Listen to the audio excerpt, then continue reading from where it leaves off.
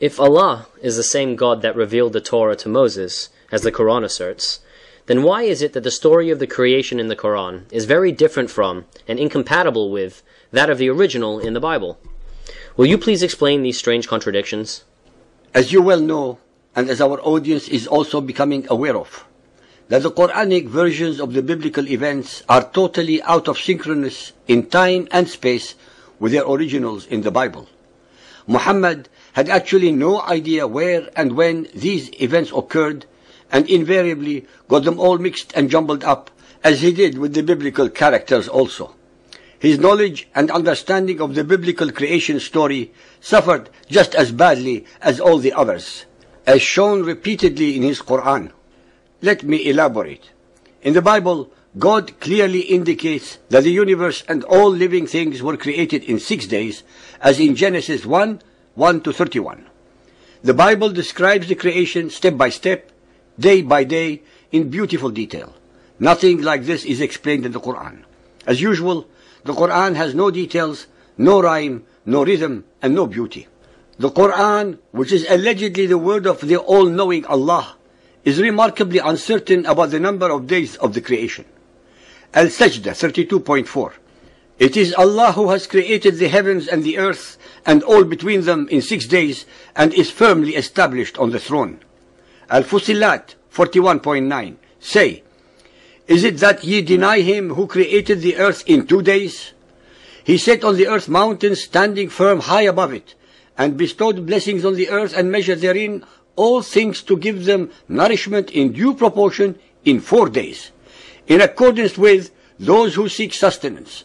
So he completed them as 7 firmaments in 2 days, and he assigned to each heaven its duty and command.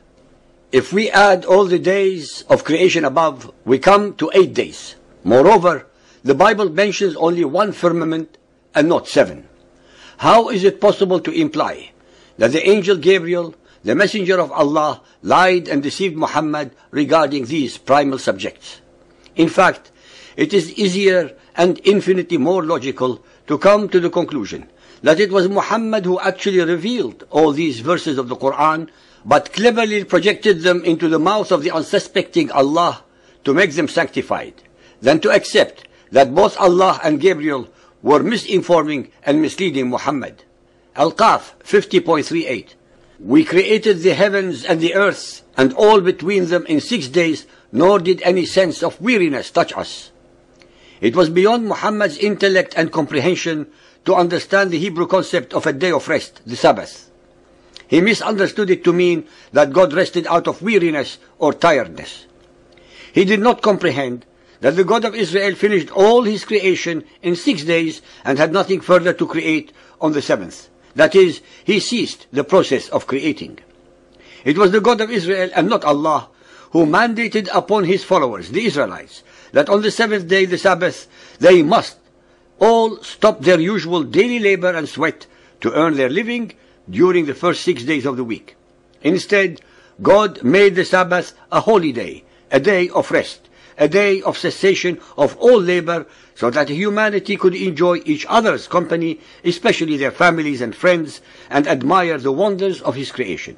Moreover, this day of rest was not and is not exclusive to the Israelites only, but was and is also a day of rest.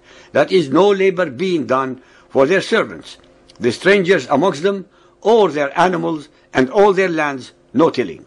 This very simple, incredibly merciful, compassionate, and historically, culturally, and theologically unique and revolutionary concept was truly beyond Muhammad's intellect and moral grasp and comprehension.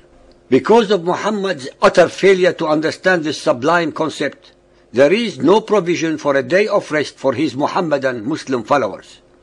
Friday, the Jum'ah, is not a day of rest for the followers of Muhammad, but a day when they are instructed to attend noon prayers. According to some other Muhammadan traditions, Allah created the earth on Saturday, the hills on Sunday, the trees on Monday, and unpleasant things on Tuesday, the light on Wednesday, the beasts on Thursday, and Adam, who was the last of creation, was created after the time of afternoon prayers on Friday. Our listeners should be made aware that these alleged traditions were invented like thousands of others over a period of almost 300 years after the death of Muhammad and have absolutely nothing to do with facts or reality, especially since neither Muhammad nor his pagan Arab tribe, the Quraysh, had any knowledge of previous revelations such as the Bible. Moreover, if these traditions were true, then on which day were the sun, moon, stars, and the remainder of the cosmos created? They are missing in the above list. Also, how could Adam have been created on Friday, after the time of afternoon prayers, when in reality there could have been no people to pray and no mosque to pray in? After all, Adam and Eve only started copulating after the seventh day of creation and after their expulsion from the Garden of Eden. Throughout their history and unto today, the first day of the Muhammadan Muslim week is called Ahad, which is from the Hebrew root Ehad, meaning first or one. So how could have Allah started his creation on Saturday, the Sabbath, which was the last day and not the first, the day that he ordained as a day of cessation of creation, even according to the Quran itself? As usual with Muhammad and Islam, their own words from their own mouth, whether from the Quran, Hadith, or their alleged traditions, expose their mendacity, irreverence, stupidity, ignorance, irrelevance, and total lack of authenticity. Once more, our listeners, so-called believers and or unbelievers, have a lot to digest, think about, and evaluate regarding the veracity or lack thereof, the alleged divine origin of the Quran.